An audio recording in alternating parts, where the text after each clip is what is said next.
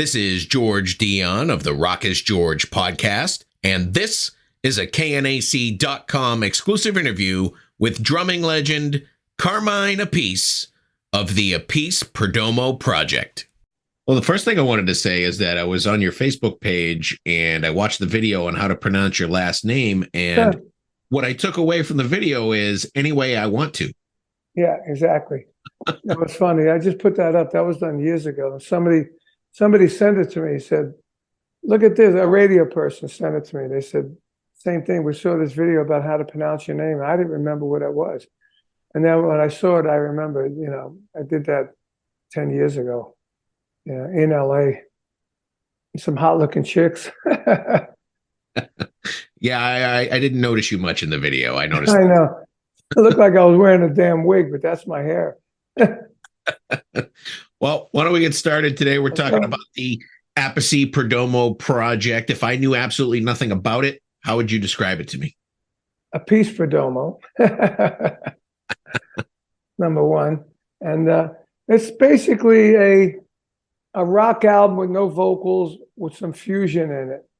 And like progressive rock with a little bit of fusion and no vocals. You guys are on your second album. How did you guys initially meet? You know who producer Tom Dowd is? Tom Dowd produced Lynyrd Skynyrd. He produced Rod Stewart. He produced so many bands. I can't even mention all of them. Anyway, he passed away years ago, and I knew his family.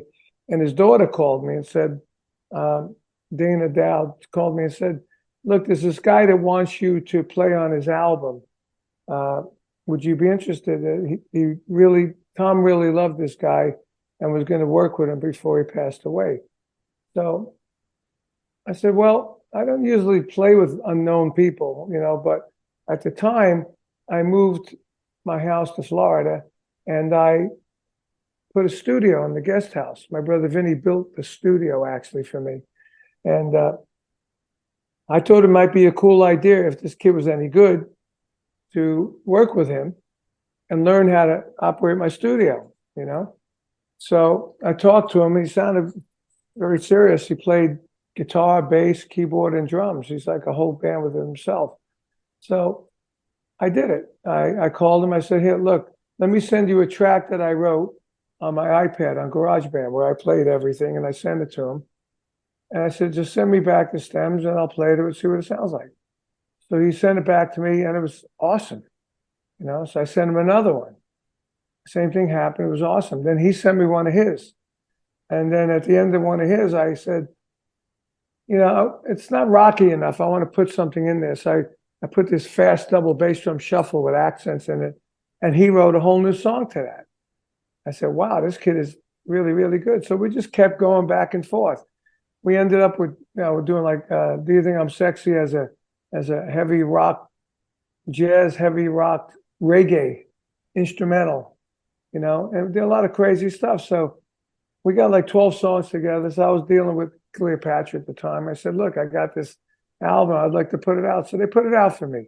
They didn't do any big promotion with it or nothing, just to get it out. But what they did do when they sent it out, we did get great reviews, like 9 out of 10, 8 out of 10, 4 out of 5, 5 out of 5. So, so we started doing it again, back and forth, back and forth. I sent him a couple of drum tracks. He wrote to the drum tracks, and we had 12 songs down. And the last song we did was that Kate Bush song, because I'm a fan of the Stranger Days, and kept hearing it all over the place. And then we did something with Billboard. And I checked Billboard out, and it was number 5 on the charts. So I said, you know what? I said, Fernando, let's redo that song.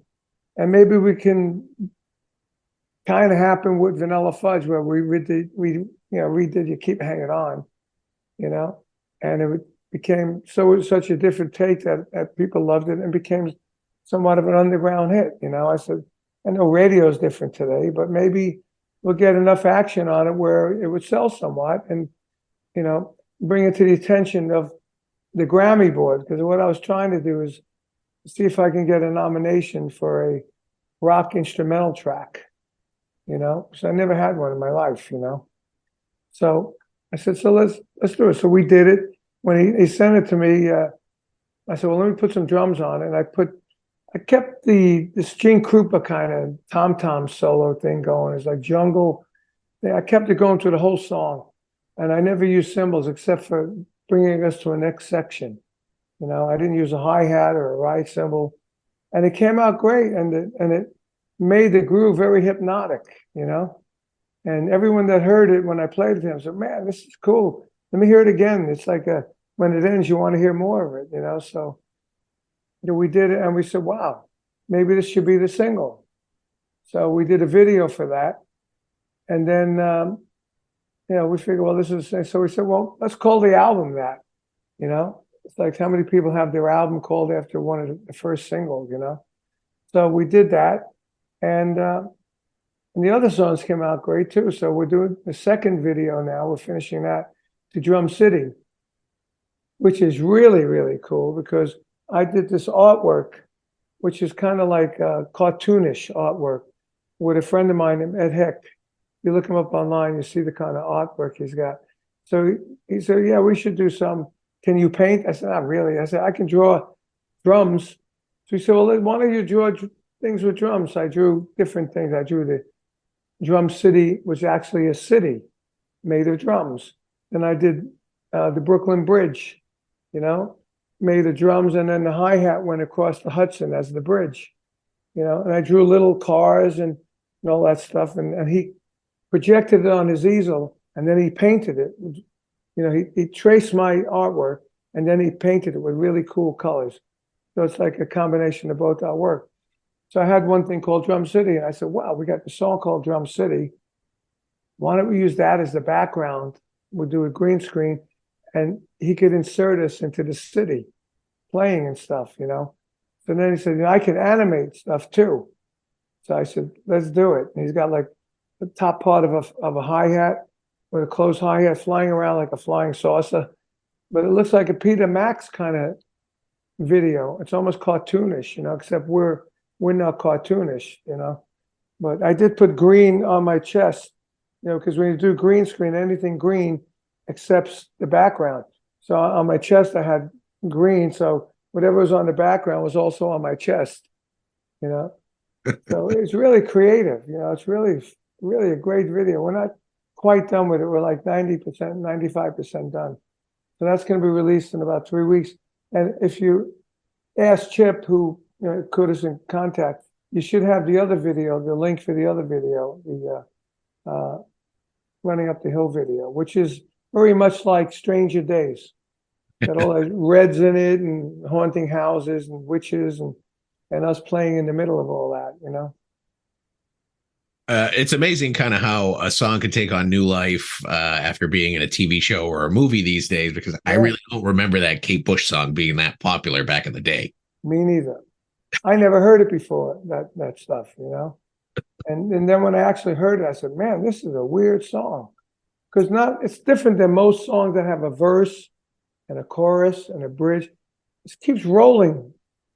The verse rolls into what I guess was the chorus, and then it rolls into a little bridge, but it keeps rolling. It doesn't like change. It's like keeps going. It's the same vibe. So when we did it, we kept the same vibe. It was a hard song to learn because of that, you know. But Fernando did a great job doing that. And when we rehearsed Sunday, that was the very first time I played in the same room with him. Because everything was done he lives in LA and I live on the East Coast. So we're sending things back and forth. And we played 4 songs. I said, wow, this sounds great. And he sounded great. I brought in 2 guys from Cactus that played bass and guitar. And then on the day of the show yesterday, we had my keyboard friend come in and we played organ and keys, you know, so. You played last night? You played last night at the Cutting Room in New York City, you know, and we're going to play next Tuesday at the Cutting Room on the 23rd. One of the DJs I talked to said, what's May 23rd? I said, May 23rd. He goes, no, it's Carmine Appice Day in LA. I said, oh yeah, you're right, because I had a Carmine Appice Day in LA in 1982 82, I think, 81, because I did the drum offs that used to be mine, and the Guitar Center ripped me off for it. It was a Carmine Appice drum off. We did it in Griffith Park, and we had like, I think KLOS was the sponsoring station. We had 10,000 people there. You know, it was free. We had Buddy Rich as a judge. I had all the drummers of the time, you know, Michael DeRocha from Heart, Jocko from Sha-Na-Na, and REO Speedwagon's guy, and, you know, the Knack guy, and Buddy Rich. You know, that was a great day. So my manager said, yeah, Buddy Rich is going to be there, and it's going to be Carmine Appice Day in LA. I said, what are you, dreaming? I said, give me a break. I was coming in from the Asia, you know, Japan and Singapore and all that with Rod Stewart. I didn't even sleep that night. You know, I had a sleeper on the jet. My label at the time was Rod Stewart's label, so they bought me first class bed. I was so excited about the first class bed, I couldn't sleep, you know. So I got to LA, and it was Carmine Appice Day. I got a proclamation from Mayor Bradley, you know. So this guy said, yeah, it's Carmine Appice Day. I said, oh, wow. So I told Chip, I said, you know, maybe you could use that in the PR promoting the, you know, the whiskey gig. I said, because it's Carmine Appice Day that day. Now, the new album comes out on May 26th, Running Up That Hill. And for the most part, it's jam band, instrumental stuff. When you guys played live last night, I mean, I assume you take liberties with the song, play it a little different, Yes, but, you know, the vibe is still there. Yeah. Well, that's the good thing about the album. It's not, there's a bit of jamming, but it's not all jam band stuff. You know, there's lots of melody. There's verses, there's choruses, there's bridges. And then there's areas where there's a little jamming going on. But yeah, when you do it live, you stretch out. Like at the end of Running Up That Hill, you know, the groove keeps going. I said, man, why don't you and the other guitar player, Artie, from Cactus, why don't you guys take some 4-bar breaks back and forth and really energize it and really peak the song? So we did that, and then we went to the ending. Because on the record, it ends with a drum thing, you know, what we call linear drum padding. And then it ends. And I said, well, I don't want to end it like that, you know. I want to end it with some energy. So we did that. And we did 4 songs from the album. And at the end of Drum City, I did a little drum solo, you know, and that ended that. And it went right into this other song called Fu Manchu, named after my mustache, you know. And like that guy had in that video called it the Carmine, you know. And so anyway, so we did the solo and went right into that song, which you haven't heard yet. That'll be on the album. And then we went into the Kate Bush song. After that, we did a dedication to Tim Bogan and Jeff Beck. We did Superstition for our Beck Bogan and Peace album. And then we brought up Richie Canada from Billy Joel's band. He played sax. And we brought this conga player who I can't remember his name. He played with Spyro Gyro and a bunch of those Jaguars. I think he's played with Santana too. He was playing congas, and that whole end of that song was all jamming. But the audience loved it. They loved it. We had a good-sized crowd. We had it's called Meat Hook. There's a pay-per-view, and we had a pay-per-view done last night. People, if they haven't seen it, if they want to see it, they can still buy it. It's good for a month, you know. And altogether, it was just a great time yesterday. And I'm having a great time talking about the album to all radio people and, you know, magazines and stuff. And it's been a good experience, you know. You mentioned you had special guests last night live, but you also got some special guests on the album. You got pretty much the whole rhythm section of Sons of Apollo, Billy Sheehan and Derek Sherinian and Bumblefoot, and I assume these are... we're missing Mike. We're missing Mike Portnoy, yeah. And if I didn't play drums, we would have got Mike. But yeah, and we also had what's the other bass player? Tony Franklin, Jimmy Haslip, and Phil Soussan, that plays with my brother in Last in Line, played with Ozzy and Billy Idol and all these people. And it's a great record. It's really, really a great record. And we got our first review from it. We got an 8 out of 10 review. So far, if it keeps going like that, hopefully we'll end up selling some records and get people to notice it for the Grammys, you know. I know Cleopatra's kind of big on vinyl. You see this album making it to vinyl one day? Well, it's not vinyl yet, but we said, look, if it does, like the first one they just threw out there. They didn't do any PR. So we took whatever money they paid us and we put all that money back into promoting this. We did the second video, we paid for that. I mean, they gave us a little money for this, but we hired Chipster, his company, to promote it. And he's going to be with us for 2 months. It started last week. So we're going to keep promoting this thing, right down the line. We got a third video in the works. We just want to keep it going, keep releasing stuff, keep it going. Because if you keep it going, that's what you do today, Right. How do you, when you're dealing with instrumentals, how do you come up with the names for the songs? Yeah, you just goof around, Fernando's good at that. Like the song on there, it's called Biker Gang. It had nothing to do with bikers, but it's got a heavy sound to it, Drum City was my idea. Fu Manchu was Fernando after that, and we got Running Up the Hill. Then we got the Dada song. And Dada song was because when I gave him the demo of the melodies and everything, I was just going da da da. I was singing like Dadas, So we call that the Dada song.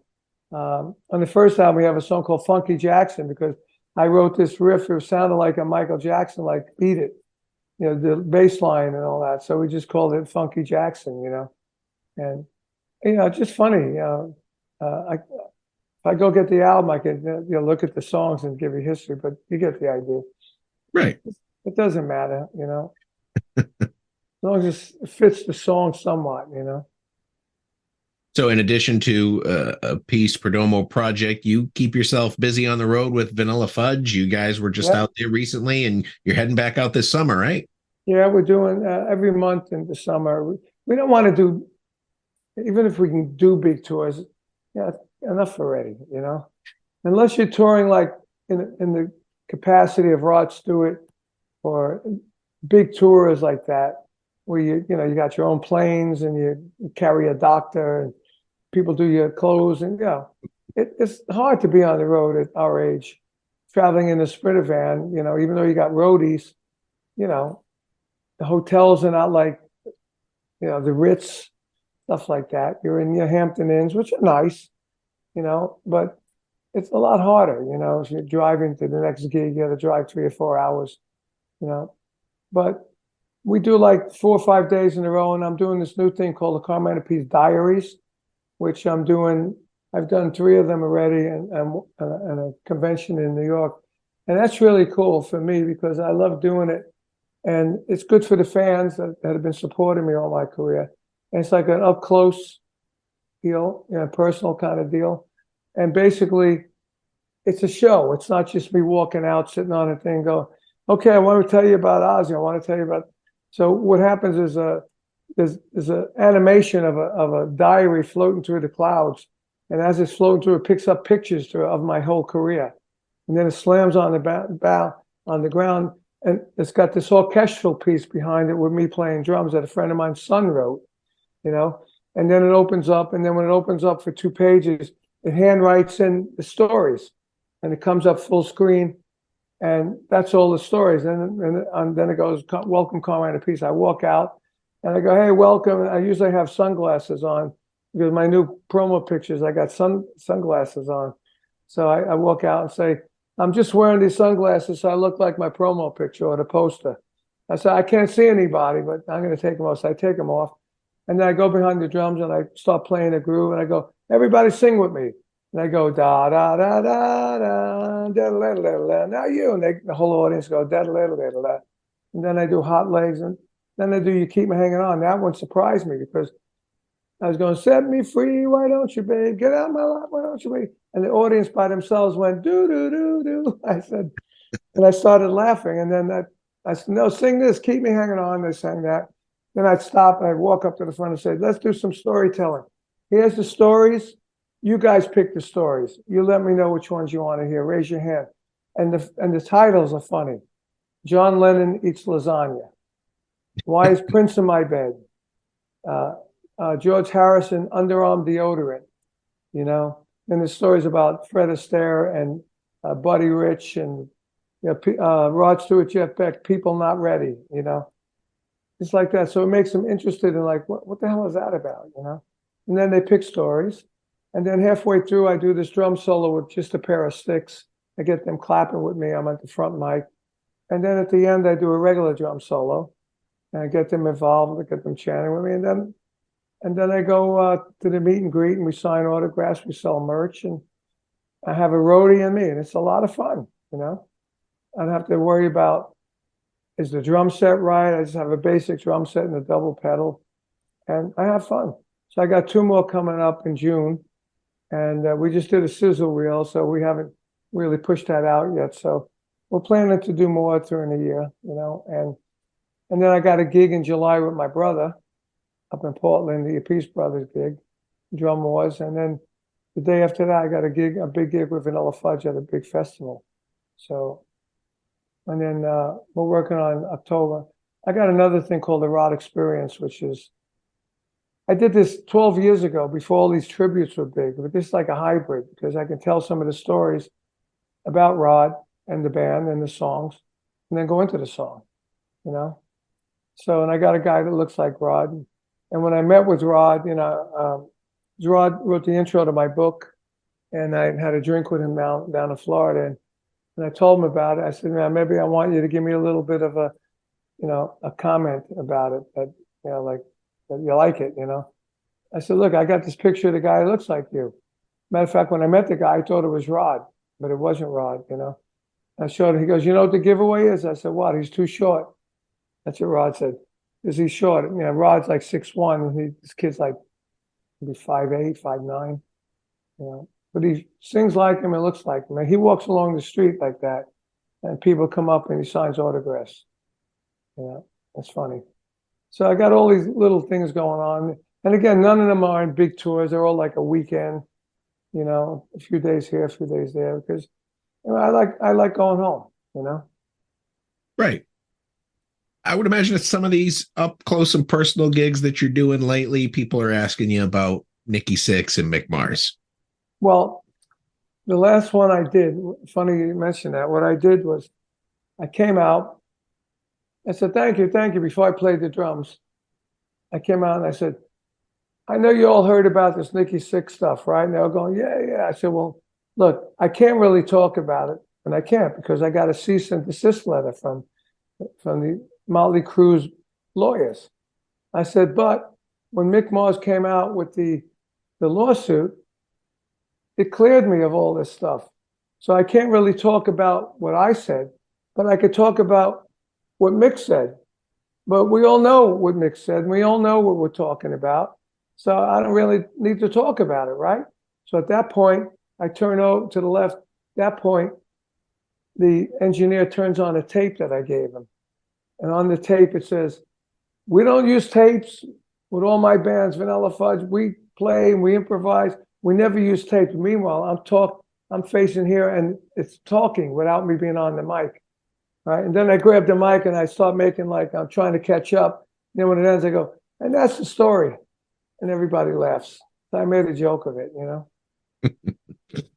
Excellent. You got to make it entertaining. I think, you know, anything I try and do has got to be entertaining. Like last night, it was very entertaining what we did, you know. Yeah, absolutely. That's the name of the game for you. Yeah, it is, you know.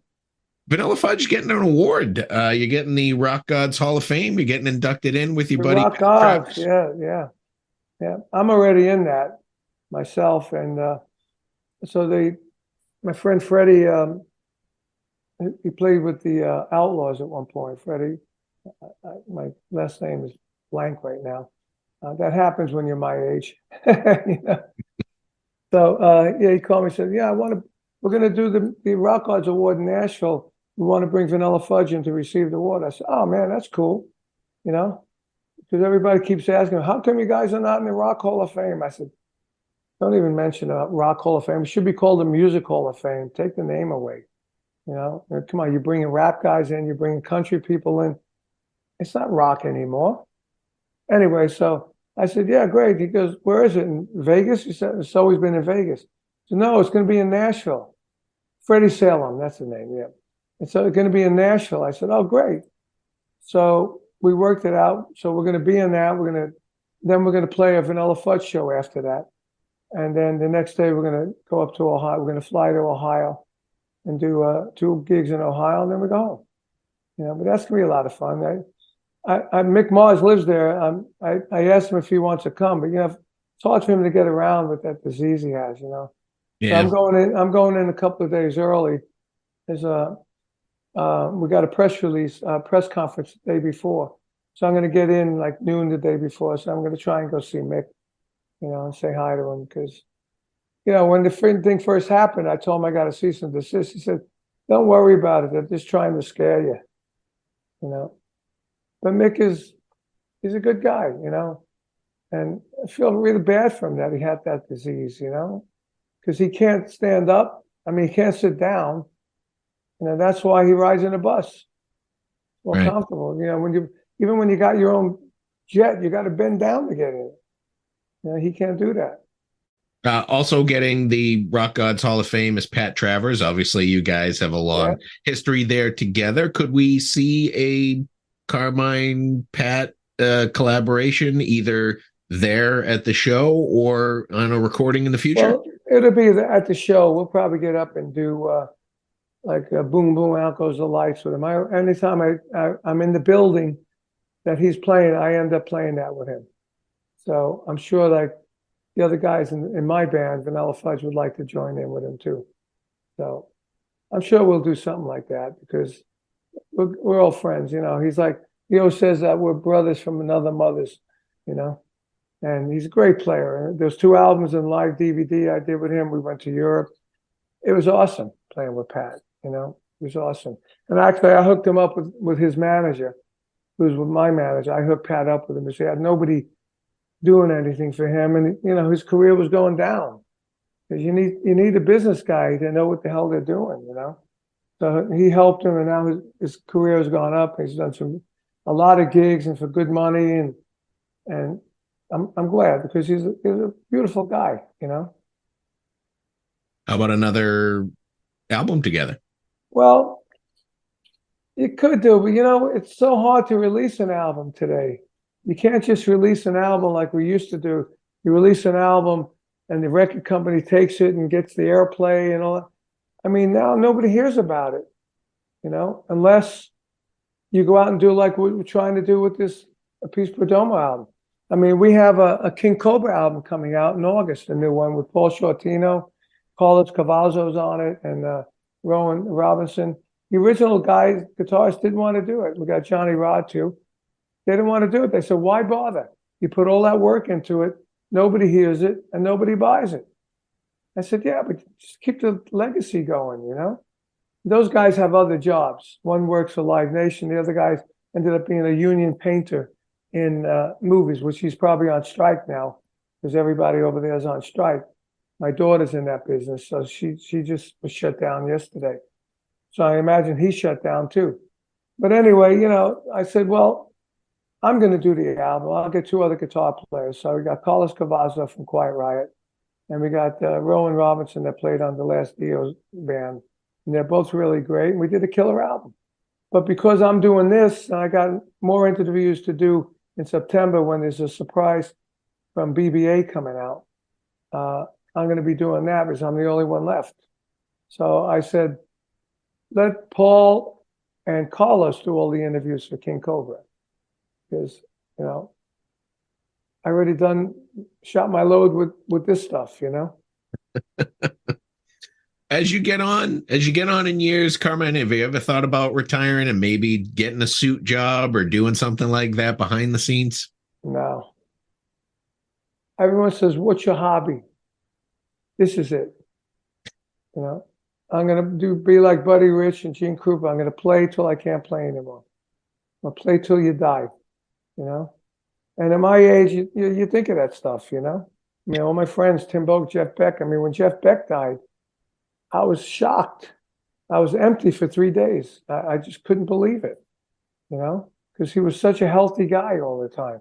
vegetarians for as long as I know him. I know him since 1967, you know, and it's just terrible, terrible. And this one dying, that one dying, you know.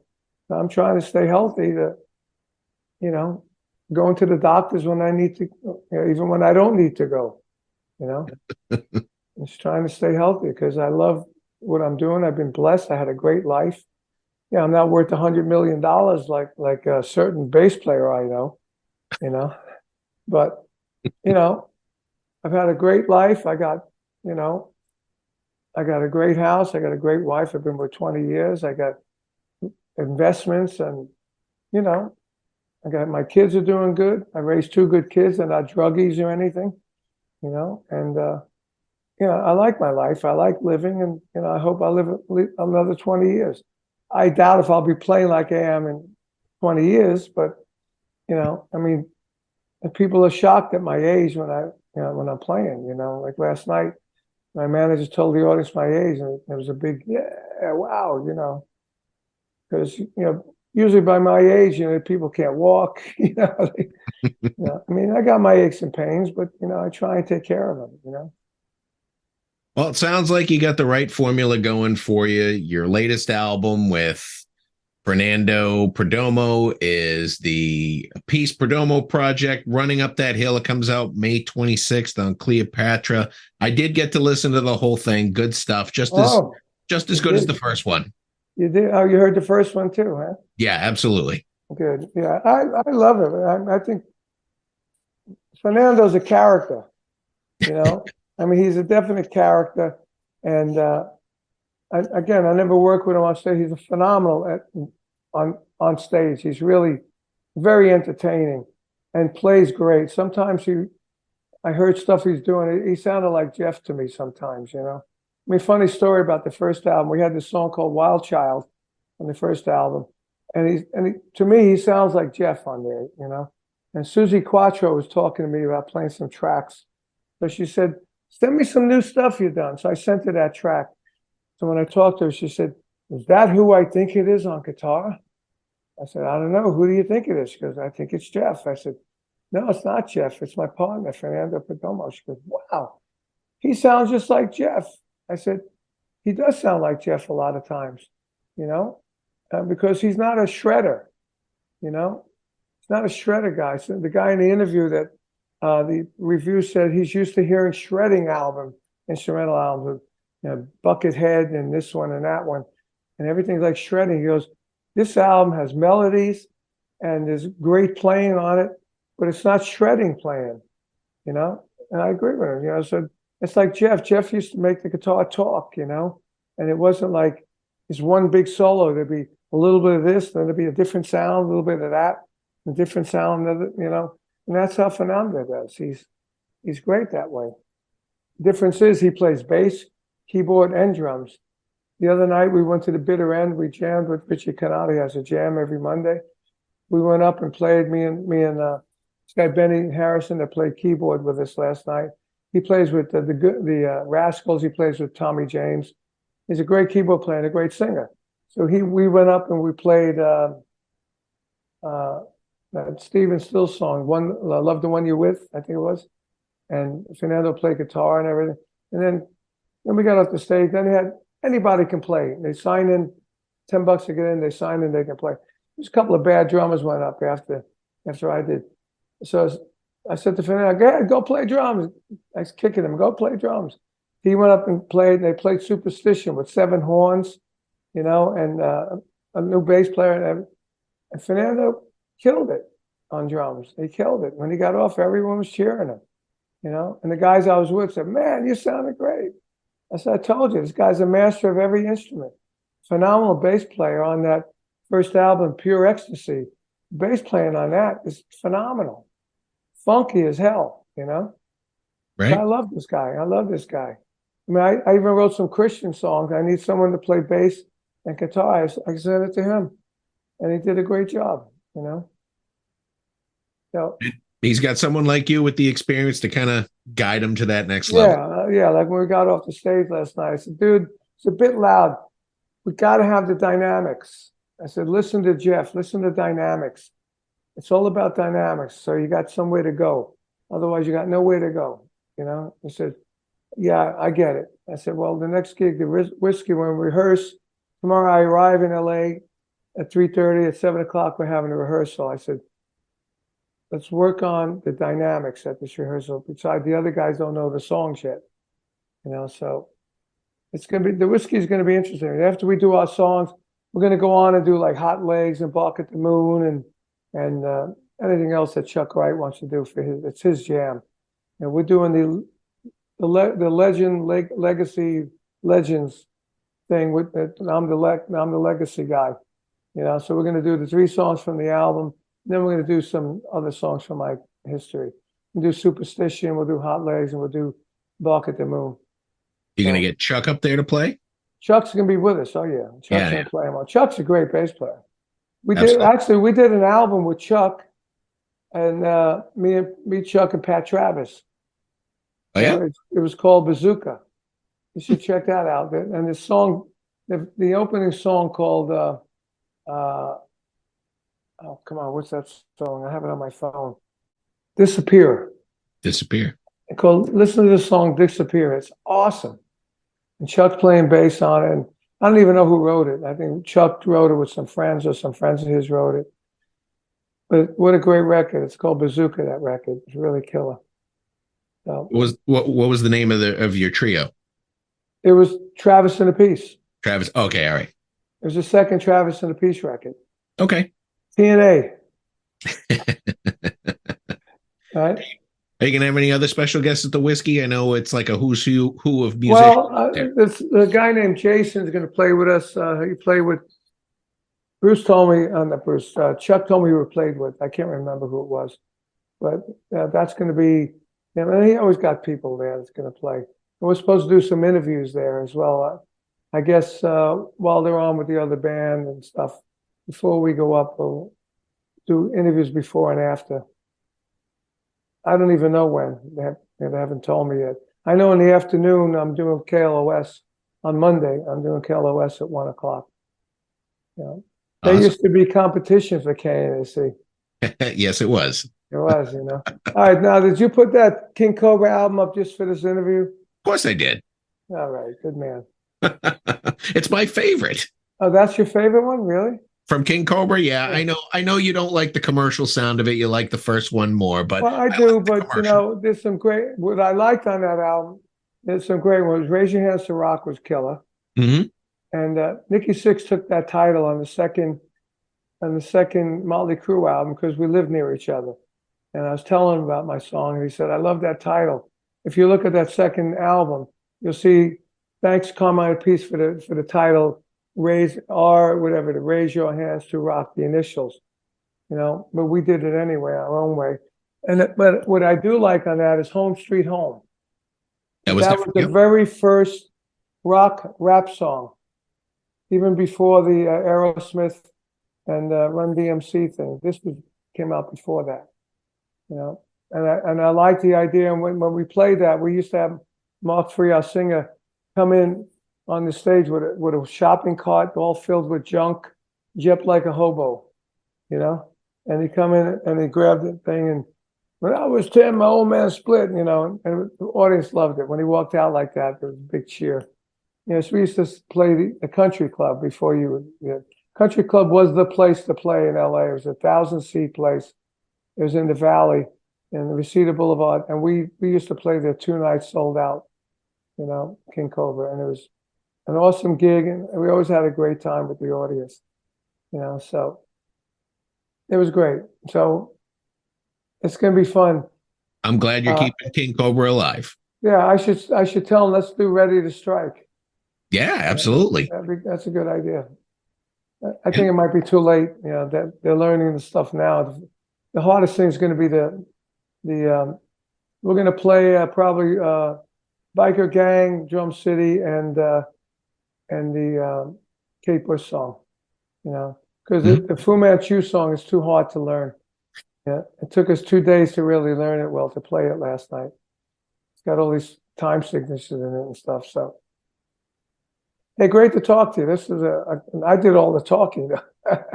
Those are some of my best interviews. You answer all the questions that I've written down, and I only have to ask a couple. Okay, fantastic. Carmine, that's all I got for you today. Thanks for speaking with Thank you, bro. KNAC.com. Great to talk to you. It was great talking to you, Do it Carmine. again. Okay, brother. I wish you the best. Thank you. Ciao.